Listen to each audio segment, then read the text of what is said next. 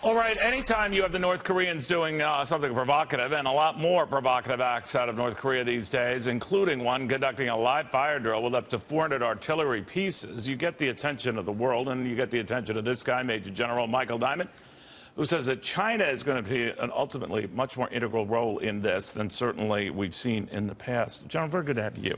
Glad to be here. We, under Republican and Democratic administrations, have relied on the Chinese to try to soothe this or deal with this or help us with this, and we've not been very lucky in that regard. But you're a little more optimistic here with President Trump. Why? Well, 3 months ago, we really didn't have much of a relationship with China, so the ice has been broken. We've made some positive steps. The Chinese have started bringing in U.S. coal, vice North Korean coal. So there are some positive steps here, and we all kind of need to take a deep breath and pull back and take stock in what's taking place here in terms of the bigger foreign policy that we're seeing form, shape, and be changed right now under this. What do you see that China's doing that gives you more hope than we've seen out of China in the past? Well, they're trying to play a mediator role. We didn't see that in the past, and that's really another positive step forward. What we don't know is what they're doing, what I'd call behind the curtain there with the North Koreans. I'm sure Secretary Tillerson is aware of that, and hopefully will convey that tomorrow when the meeting of the 100 takes place. Yeah, what do you make of the 100 senators at the White House? Where are they going to fit them all? First of all, I think that's a very positive step for the administration, for the American people. Because, you know, these 100 people hold the decision-making opportunity for what we do in terms of declaring and going to a combat war situation. So they're going to hear the same message, same person. And someone's going to yap about it, right? Well, always that opportunity. Yes.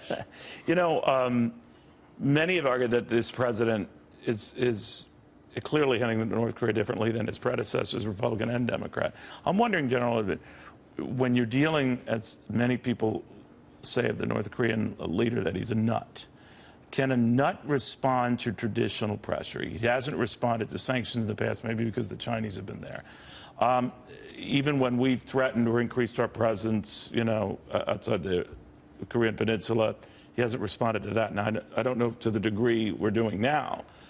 But does he respond to the normal type of activity that other leaders of other countries might?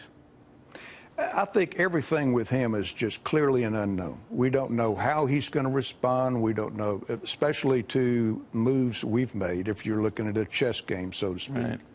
We really don't know how he's going to respond to China's intervention here. And what if China has no influence here? What if he's so crazy that even China can't fix it? Well, that's the scary part about all of this. The unknown. I mean, what creates insecurity in us? It's the fear of what he could do. But I would say for the American people, we need to allay our fears because we're prepared for what he's going to do. My good friend General Brooks over in Korea, the forces are ready. So for what? Let's say he launches another missile. Would we try to shoot it down? Would we try to shoot the pads from which they're being launched? What would we do? How would the Chinese respond? The North Koreans respond to that? Would that be seen as a particularly provocative act? On the part of the Chinese? On the part of us? Absolutely, it would be. So would all Chinese help stop? I don't think so. I think they don't want this to blow up. I really do, and I think that's the purpose of their intervention. Why don't they want it to blow up? Because we're threatening, calling him an unfair trade or a rigged currency specialist? I think there's a lot of things that President Trump went over with President of China that have been very positive steps forward for both countries. And so I think they're going to try to intervene very strongly and see that that bridge continues to go further. But he's still got to maintain what they have with the North Koreans. How do you think the president is doing, President Trump, almost 100 days in? I think he's doing great. And I've written articles and things that tie back into my book on the leadership that he's brought. For one, I think he's done an extremely good job selecting what I call the A-team that he's brought on board to handle really leading our government, leading this country. And each one in their own right has done an exceptional job. Each one of them are having to start formulating, in Secretary Tillerson's case, a new foreign policy where there really hasn't been one. Right? Yeah. On the defense side, I mean, Jim Mattis is making the rounds.